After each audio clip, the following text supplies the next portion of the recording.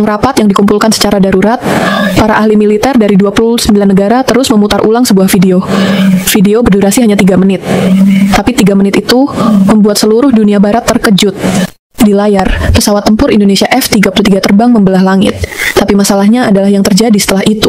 Tiba-tiba, pesawat tempur itu hilang sepenuhnya dari radar, seolah-olah menguap ke udara. Seorang pejabat tinggi Kementerian Pertahanan Jerman berkata begini, ada sesuatu yang kita lewatkan. Kita benar-benar meremehkan Indonesia.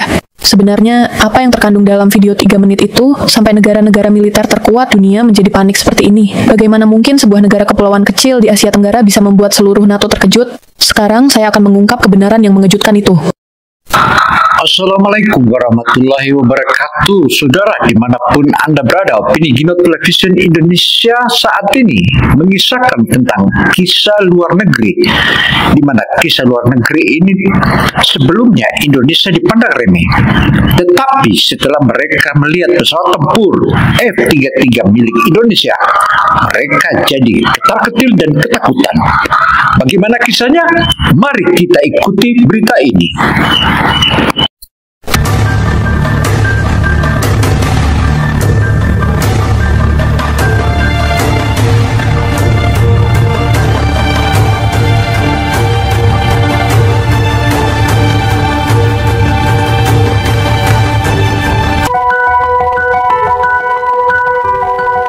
Dunia kembali memanas. Aroma perang mulai tercium jelas dari arah dua poros kekuatan besar, Amerika Serikat dan Rusia. Persaingan yang selama puluhan tahun tersembunyi dalam diplomasi dan intelijen kini perlahan menampakkan wajah aslinya. Perang dingin yang dulu hanya berupa tekanan politik dan propaganda, kini menjelma menjadi adu kekuatan militer secara terang-terangan. Ketegangan memuncak saat Rusia secara mengejutkan meluncurkan beberapa rudal balistik dari kapal selam strategis di Laut Arktik. Dunia tersentak.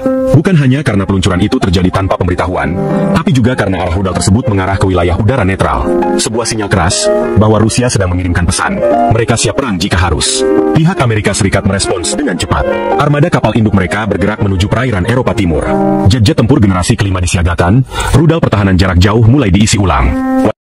Saudara, kesiapan perang yang saat ini dipersiapkan oleh Rusia dan kini Rusia bergabung di Indonesia, tentu saja Amerika Serikat akan mendapat lawan tanding meskipun mereka bergabung dengan NATO. Saat ini Rusia Indonesia bangkit. Washington menggelar konferensi pers, menyebut langkah Rusia sebagai provokasi ekstrim yang membahayakan stabilitas global. Dunia pun mulai menahan napas, menanti siapa yang lebih dulu menarik pelatuk. Namun, yang mengejutkan, perhatian dunia tak hanya terfokus pada dua kekuatan besar itu. Dalam laporan rahasia yang bocor ke media internasional, disebutkan bahwa ada negara ketiga yang kini diam-diam menjadi kunci dalam dinamika kekuatan global, Indonesia. Negara kepulauan ini rupanya telah mengembangkan sebuah sistem rudal baru hasil kerjasama teknologi militer dengan Rusia. Informasi ini menjadi bahan diskusi hangat di forum-forum militer dan intelijen dunia. Saudara, Indonesia belakangan ini tak tinggal diam lagi dan tidak jadi lagi pendengar ataupun menjadi pion-pion, tetapi dia adalah menjadi pelaksana hingga mengatakan aman dan tidak. Artinya campur tangannya Indonesia. Tujuannya adalah bagaimana mendamaikan dunia. Rudal baru Indonesia bukan sekadar proyek pengembangan biasa. Daya ledaknya disebut-sebut setara, bahkan melebihi hulu ledak nuklir konvensional. Rudal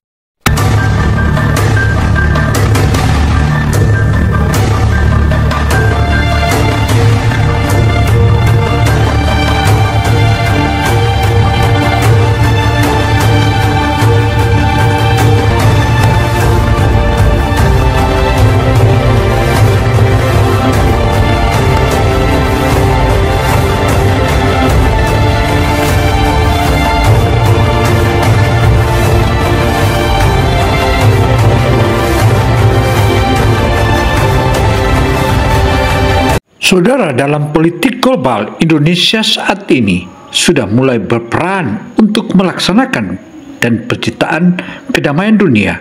Artinya, Indonesia akan selalu adil dalam melaksanakan tugas-tugas perdamaian dunia. Rudal itu belum diberi nama resmi, namun di kalangan analis, senjata ini dijuluki rudal hantu dari selatan, sebuah simbol dari kekuatan yang muncul dari wilayah yang selama ini dianggap netral dan aman. Indonesia tidak pernah menyatakan secara terbuka bahwa mereka sedang mempersiapkan diri untuk menghadapi konflik global. Namun, beberapa pengamat menilai, langkah ini adalah bentuk siaga dini atas potensi perang besar yang bisa meluas ke seluruh dunia. Pemerintah Indonesia tetap menjaga sikap tenang, namun sinyal militer di lapangan menunjukkan persiapan yang tidak main-main. Dalam berbagai forum internasional, Indonesia menyuarakan pentingnya perdamaian dan kedaulatan. Tapi di saat yang sama, Indonesia mulai memperkuat sistem pertahanannya dengan rudal-rudal yang dikembangkan secara independen. Di penentu keseimbangan baru, apakah dunia siap menerima kenyataan bahwa kekuatan baru sedang bangkit dari Katulistiwa? Di tengah panasnya tensi global ini, Indonesia memilih diam, namun bersiap. Sebab di era konflik modern, yang paling menakutkan bukanlah mereka yang paling keras bersuara, melainkan yang paling tenang namun mematikan. Ketika dunia masih terkejut dengan peluncuran rudal Rusia dari bawah laut, sorotan tiba-tiba bergeser ke arah yang tak terduga, Indonesia. Negara kepulauan yang selama ini dikenal dengan posisi netral dan damai, kini menjadi buah bibir dalam laporan-laporan intelijen. Sebuah nama baru muncul dalam diskusi militer global, Garuda X, rudal buatan Indonesia yang diklaim memiliki daya hancur luar biasa. Garuda X bukan sekadar rudal konvensional. Saudara, eksistensi Indonesia di dunia internasional dalam penciptaan perdamaian dunia tentu saja tak akan membiarkan terjadi perang dan perang terus. Artinya, Indonesia begitu negara cinta damai, dan bagi negara yang selalu membuat masalah, dan itu sudah diketahui oleh Indonesia, tentu saja Indonesia akan bersikap adil dan selalu mengadili dan menghancurkan para penjahat-penjahat yang menghancurkan dunia. Dan sikap adil Indonesia inilah yang patut diingat oleh seluruh negara-negara yang selalu mencari masalah, dan bahaya akan terjadi jika dihentikan Indonesia tak enggan dan enggan berhenti. Tentu saja negara yang membuat risiko, maka risiko itu ditanggung sendiri.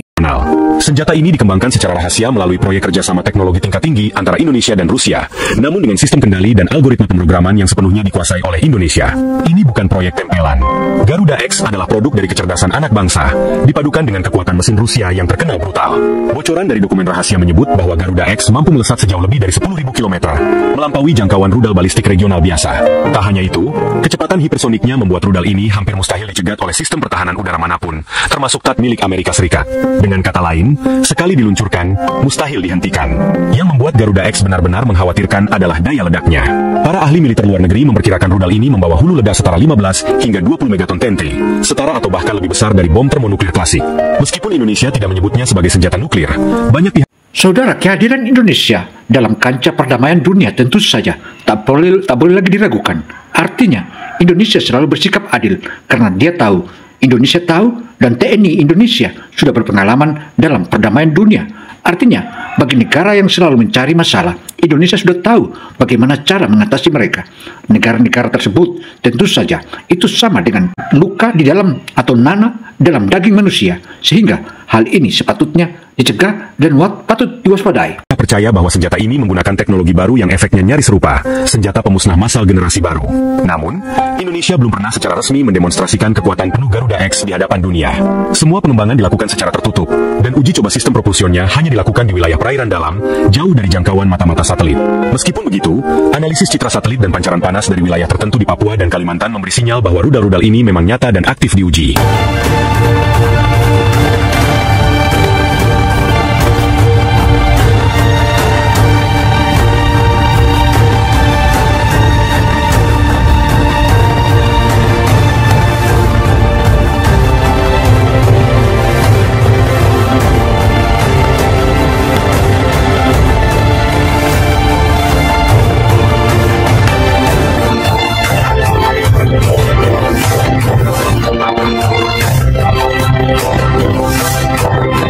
Saya adalah Alexandra Müller, lahir di München, Jerman, dan telah hidup selama 38 tahun, bekerja sebagai Kepala Analis Unit Evaluasi Kekuatan Udara di Markas Besar NATO Brussels. Kakek saya adalah insinyur penerbangan legendaris yang merancang pesawat tempur Messerschmitt kebanggaan Jerman. Sejak kecil, saya dibesarkan dengan mendengar cerita kakek tentang keunggulan teknologi penerbangan Jerman. Keluarga Müller sudah tiba pada suatu pagi Senin di bulan April 2025. Briefing darurat dimulai di ruang rapat lantai 5 Adilis Markas NATO. Di layar terlihat foto pesawat tempur yang asing bernama Indonesia F-33. Penanggung jawab proyek menjelaskan situasi. Indonesia mengembangkan pesawat tempur ini dan diminta untuk mengevaluasi tingkat ancaman militernya. Terutama, diperlukan analisis perbandingan dengan pesawat tempur yang sudah ada di negara-negara anggota NATO. Saya tertawa dalam hati. Indonesia, negara tropis yang terdiri dari 17.000 pulau membuat pesawat tempur, negara yang terkenal dengan kelapa dan minyak kelapa sawit. Teknologi penerbangan canggih tidak masuk akal. Sebenarnya, saya memiliki keyakinan yang kuat tentang teknologi penerbangan Asia. Semuanya hanya tiruan dari teknologi Barat. Tidak ada kreativitas sama sekali. Apalagi Indonesia, sejauh yang saya tahu, adalah negara yang tidak memiliki basis industri penerbangan yang layak. Selama ini pesawat tempur semuanya dibeli dari Amerika atau Rusia. Negara seperti itu tiba-tiba mengembangkan pesawat tempur sendiri. Sungguh tidak masuk akal. Setelah rapat selesai, saya berbicara dengan rekan-rekan di koridor. Semua memiliki reaksi yang sama. Pesawat tempur Indonesia itu membuang-buang waktu. Seorang rekan bahkan bercanda apakah Indonesia membuat pesawat tempur dari bambu. Tapi tugas tetaplah tugas. Apalagi baru-baru ini proyek ekspor Eurofighter Jerman yang saya tangani berturut-turut gagal, sehingga penilaian saya di NATO mulai menurun sedikit demi sedikit. Evaluasi Indonesia kali ini ingin saya selesaikan dengan sempurna untuk membuktikan kemampuan saya sekali lagi. Ini juga masalah harga diri keluarga Müller. Saya tidak bisa merusak reputasi yang dibangun kakek seumur hidup. Ayah juga selalu berkata, jangan pernah mencoreng nama keluarga Müller. Malam itu di rumah saya melihat-lihat data dasar tentang Indonesia. Memang negara dengan populasi terbesar keempat dunia dengan 220 juta penduduk, tapi pendapatan per kapita masih rendah. Basis manufaktur juga lemah dan tingkat pendidikan tinggi masih jauh tertinggal dibanding negara maju barat. Tempur canggih, infrastruktur industri dasar saja kurang, mungkin hanya membeli teknologi dari Cina atau Rusia lalu merakit saja. Keesokan hari atasan memberikan perintah perjalanan dinas, langsung pergi ke Indonesia untuk mengevaluasi F-33. Tugas selama 2 minggu survei lapangan, kemudian menyerahkan laporan ke NATO. Jujur saja, perjalanan dinas kali ini tidak begitu menyenangkan. Kesimpulannya sudah jelas, F-33 Indonesia tidak mungkin menjadi ancaman militer. Saya anggap ini hanya survei formal. Tapi, pada saat yang sama, ada bagian yang saya nantikan juga. Kemampuan analisis saya dengan pasti.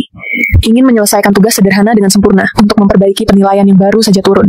Seminggu kemudian, saya naik pesawat menuju Jakarta. Setelah penerbangan panjang 12 jam, saya tiba di Bandara Internasional Soekarno-Hatta. Bandara lebih modern dari yang saya bayangkan, tapi tetap saja masih jauh dibanding Bandara Frankfurt atau München di Eropa. Iklim tropis yang lembab dan panas menyambut saya. Petugas dari Kementerian Pertahanan Indonesia menjemput saya. Di perjalanan menuju pusat kota Jakarta, pemandangan dari jendela sesuai dengan yang saya bayangkan. Motor berlimpah, dan pengaturan lalu lintas tidak tertata dengan baik. Check-in di hotel dan malam pertama, saya terkejut saat menonton berita. Besaran di Laut Cina Selatan. Yang lebih mengejutkan adalah berikutnya. Angkatan Laut Cina mengumumkan akan memperluas area latihan sampai dekat perairan Natuna Indonesia. Ini provokasi yang jelas. Smartphone saya menerima pesan darurat dari markas NATO. Situasi berubah drastis. Bukan hanya evaluasi teknis sederhana, tapi instruksi baru untuk mengevaluasi kemampuan respons Indonesia dalam situasi ancaman militer nyata. Seketika seluruh tubuh saya tegang. Ini tugas dengan dimensi yang benar-benar berbeda. Jika saya salah mengevaluasi dan NATO membuat keputusan yang salah dalam situasi konflik nyata, bagaimana jadinya? Keesokan pagi, saya mengunjungi gedung Kementerian Pertahanan Indonesia.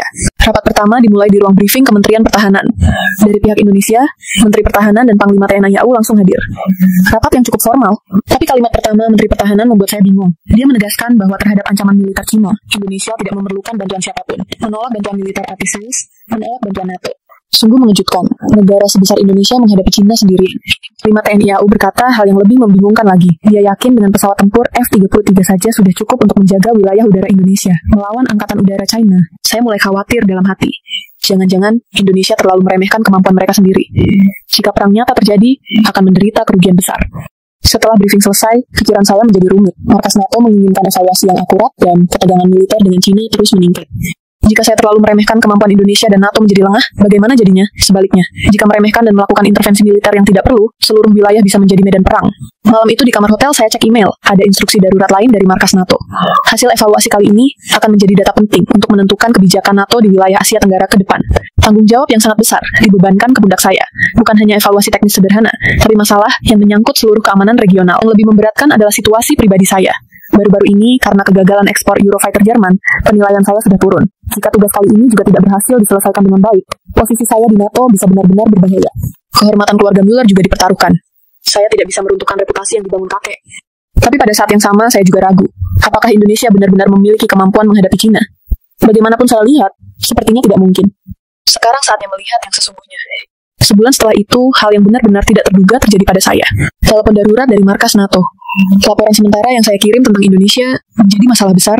Isi laporan sederhana. F-33 Indonesia jauh lebih rendah dibanding J-20 China dan tidak ada peluang menang dalam pertempuran nyata. Karena itu, NATO harus intervensi secara aktif. Tapi email saya dipenuhi pesan peringatan dari markas NATO. Telah menimbulkan masalah diplomatik. Peringatan bahwa hubungan NATO dan Indonesia bisa retak. Malam itu ayah di München menelepon saya. Sudah melihat berita. Suaranya penuh kekecewaan. Mengatakan telah mencoreng kehormatan keluarga Müller. Benar-benar buntu. Karir 12 tahun di NATO terancam runtuh dalam semalam. Apalagi sampai mengecewakan keluarga, saya tidak tahu harus berbuat apa. 3 hari kemudian, kejutan yang lebih besar menanti. China benar-benar mengirim kapal selam nuklir dan kapal perusak ke perairan Natuna. 12 kapal mendekati tepat di depan perairan Indonesia. Ini demonstrasi kekuatan yang jelas. Seluruh dunia tegang. Bisa saja terjadi bentrokan militer nyata. Amerika segera menawarkan bantuan militer ke Indonesia. Australia juga sama, tapi Presiden Indonesia menolak semua bantuan, menyatakan akan menjaga wilayah negara dengan kekuatan sendiri. Saya akan benar-benar kehilangan kepercayaan di NATO. Kehidupan sebagai ahli berakhir. Sebaliknya, jika Indonesia kalah telak, bisa saja banyak orang mati. Meskipun saya mengevaluasi dengan akurat, Indonesia membuat pilihan yang sembrono. Bagaimanapun situasinya terburuk. Tapi 4 hari kemudian, 20 Oktober, hal yang benar-benar tidak bisa dibayangkan terjadi. Di angkasa perairan Natuna, 8 pesawat skuadron Cina J-20 bertemu langsung dengan 4 pesawat skuadron Indonesia F-33. Dari segi jumlah, China 2 kali lipat. Media seluruh dunia menyiarkan situasi secara real time, momen yang bisa memulai perang dunia terlepai. Saya menyaksikan situasi darurat di markas TNI AU Indonesia, tegang sampai tangan berkeringat. Seperairan Natuna, pukul 11.23 pagi. Menatap layar radar, saya menahan napas. 8 pesawat China J-20 mendekati dalam formasi V4 pesawat Indonesia F-33 dalam situasi yang sangat tidak menguntungkan secara numerik. Semua orang di ruang operasi TNI AU menyaksikan layar dengan tegang. Dari komunikasi terdengar percakapan pilot kedua belah pihak.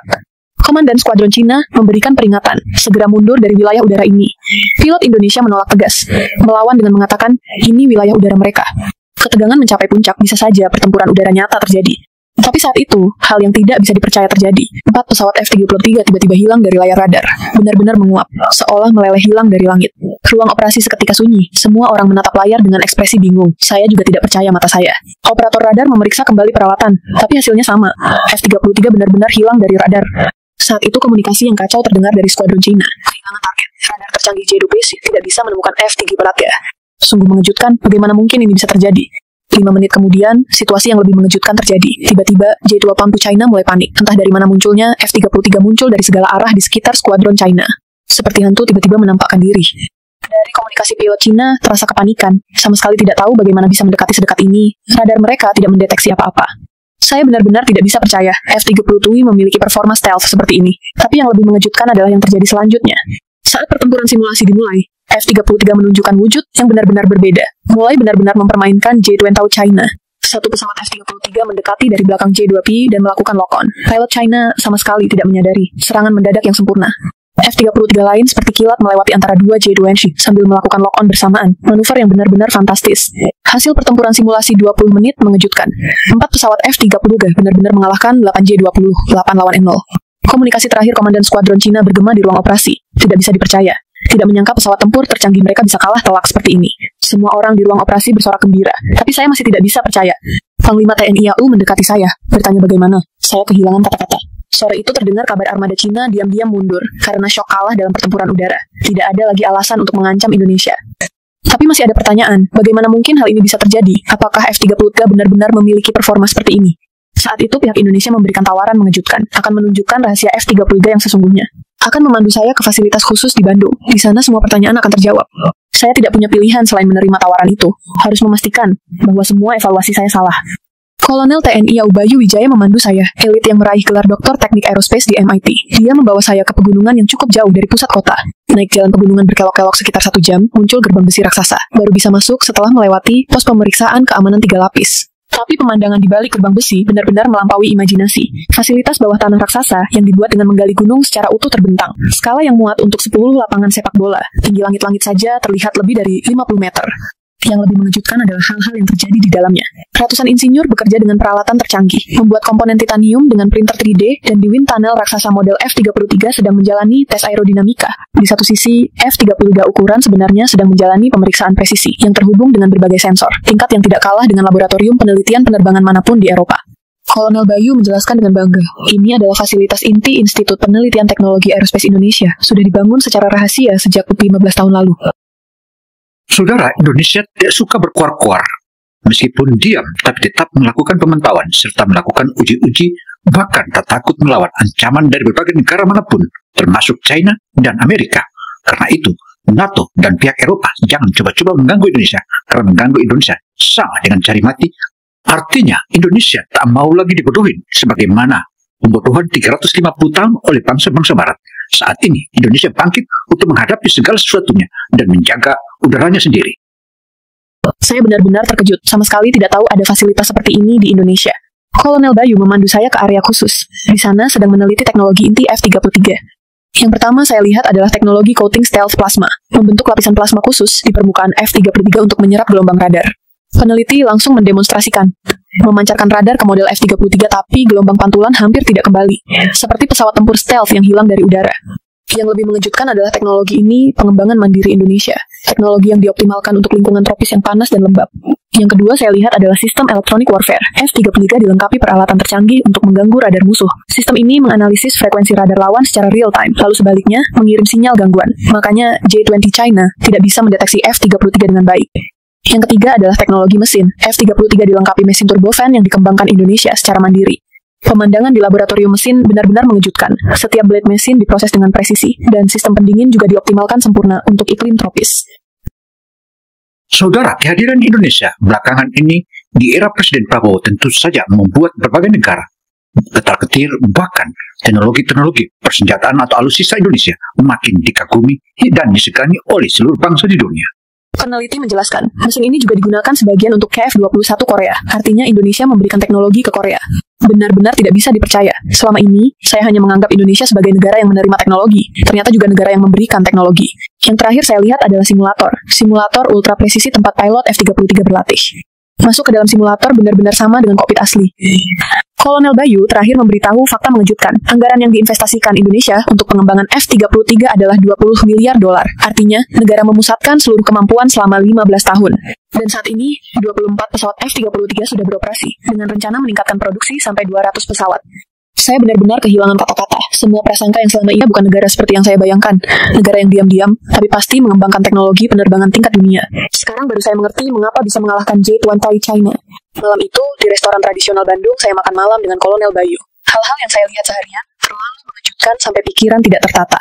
Kolonel Bayu menceritakan sejarah industri penerbangan Indonesia, dimulai sejak era Presiden Soekarno tahun 19 Tuhan. Saat itu Indonesia masih negara baru merdeka, tapi visi Presiden Soekarno luar biasa. Melihat bahwa tanpa kemandirian pertahanan udara, kemerdekaan sejati tidak mungkin.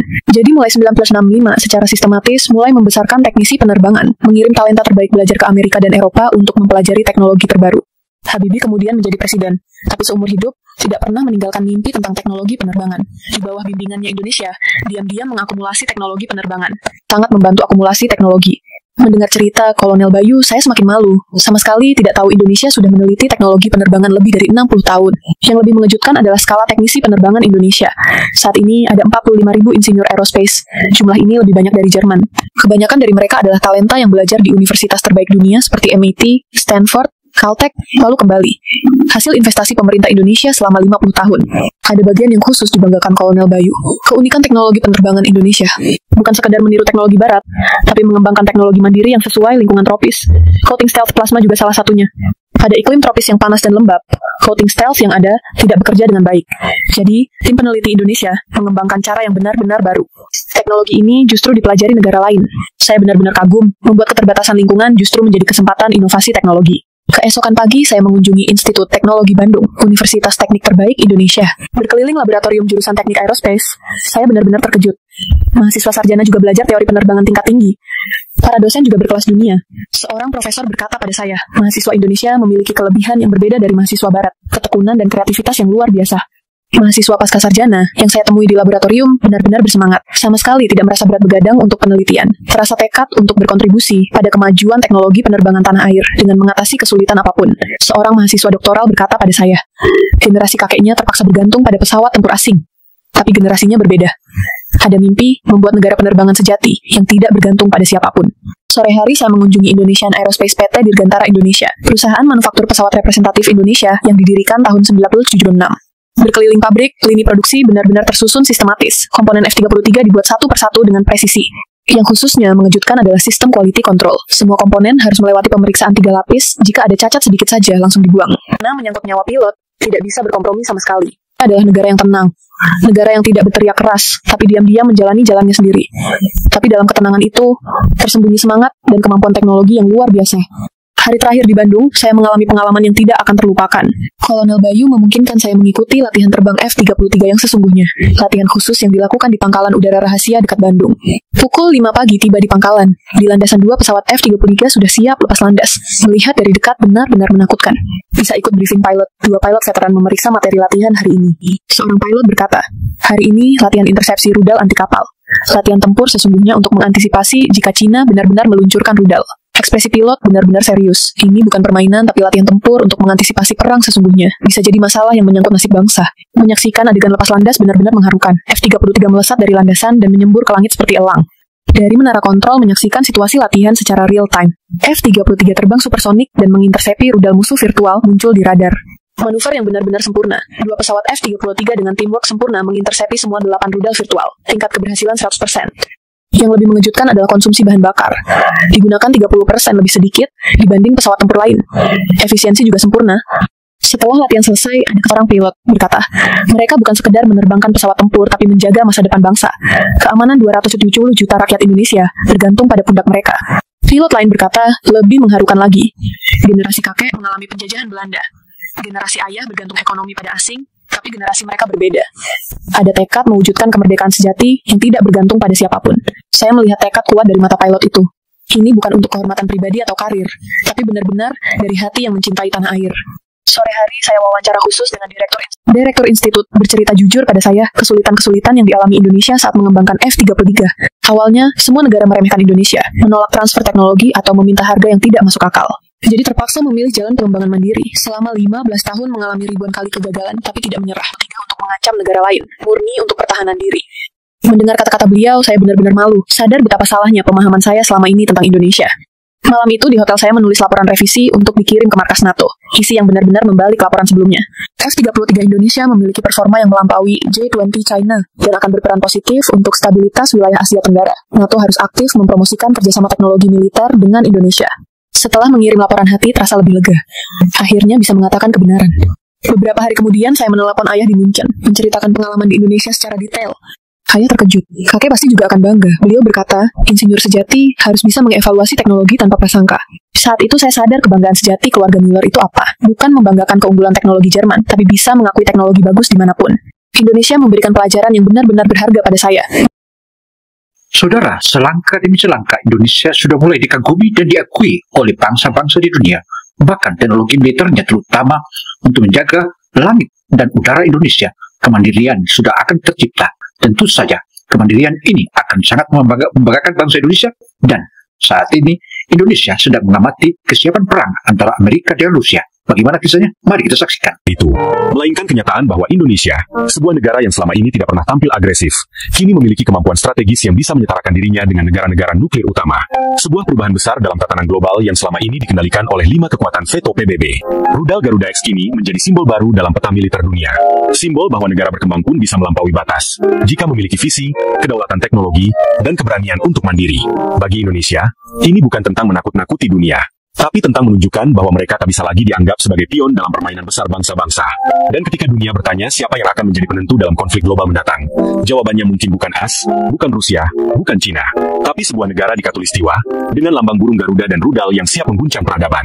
Dunia telah menyaksikan kehancuran yang disebabkan oleh senjata nuklir di masa lalu, dari Hiroshima hingga uji coba termonuklir di Samudra Pasifik. Namun kini, kekuatan destruktif itu tak lagi dimonopoli oleh negara-negara besar. Sebuah kekuatan baru, tersembunyi di Khatulistiwa, tengah bangkit. Rudal Garuda X milik Indonesia disebut-sebut memiliki efek ledakan yang setara, atau bahkan lebih dahsyat dari bom nuklir konvensional. Dalam simulasi yang bocor ke dunia maya, satu ledakan Garuda X mampu menghancurkan seluruh pusat kota metropolitan seperti Los Angeles atau Shanghai dalam satu serangan tunggal. Gelombang kejutnya mampu meratakan gedung-gedung pencakar langit, membakar struktur baja dalam sekejap, dan meninggalkan kawah besar yang menghitam layaknya luka di permukaan bumi. Yang membuat dunia makin terkejut adalah jangkauan dan kecepatan rudal ini. Garuda X didesain untuk melesat dengan kecepatan hipersonik lebih dari Mach 10, membuatnya mustahil dicegat oleh sistem pertahanan udara saat ini. Sekali diluncurkan, rudal ini hanya membutuhkan waktu belasan menit untuk mencapai target di benua lain. Sebuah kemampuan yang bahkan masih sulit dicapai oleh negara pemilik senjata nuklir saat ini. Lebih mengerikan lagi, Garuda X dilengkapi dengan sistem pemandu cerdas berbasis kecerdasan buatan. Ini bukan rudal buta. Ia dapat menghindari radar, memanipulasi jalur lintasan, hingga memecah diri menjadi beberapa hulu ledak kecil saat mendekati target. Sebuah fitur yang biasa disebut sebagai MIRV atau Multiple Independently Targetable Reentry Vehicle. Pertanyaannya kini bukan lagi, apakah Indonesia punya senjata pemusnah massal? Tapi, seberapa besar kehancuran yang bisa mereka kendalikan. Para analis percaya bahwa Indonesia tak hanya membuat rudal untuk bertahan, tetapi menciptakan senjata dengan efek psikologis global, senjata yang membuat musuh berpikir 2 kali sebelum menyerang. Meski teknologi dan kekuatan Garuda X mengerikan, Indonesia tetap teguh dalam prinsip bahwa kekuatan ini hanya akan digunakan sebagai alat pertahanan strategis, bukan agresi. Pemerintah berulang kali menegaskan bahwa semua pengembangan ini dilakukan demi mencegah serangan dan menjaga integritas wilayah, bukan untuk menaklukkan atau menyerang negara lain. Namun, tak bisa dipungkiri, keberadaan Garuda X telah mengubah wajah Indonesia di mata dunia. Negara yang dulunya hanya dikenal dengan rempah dan pariwisata kini menjadi kekuatan baru dalam percaturan geopolitik. Dunia. Dan saya ingin menyaksikan perubahan itu sambil tumbuh bersama. Sadar bahwa kebanggaan sejati keluarga Mueller bukan hanya membanggakan teknologi Jerman, tapi mengakui dan belajar teknologi bagus dimanapun. Indonesia, negara yang benar-benar menakjubkan. Demikianlah paparan opini Kino kali ini. Semoga paparan ini yang direview dari berbagai media ini tentu saja kita berharap membawa dampak edukasi dan memberikan informasi kepada seluruh publik di tanah air dan seluruh berbagai negara dan belahan dunia. Tentu ini adalah merupakan salah satu informasi yang sepatutnya untuk dikaji dan dianalisis, bahwa informasi ini adalah betul-betul merupakan sajian yang sangat berharga bagi kita semua. Saya Gino Samsudin Mirsad melaporkan. Wassalamualaikum warahmatullahi wabarakatuh.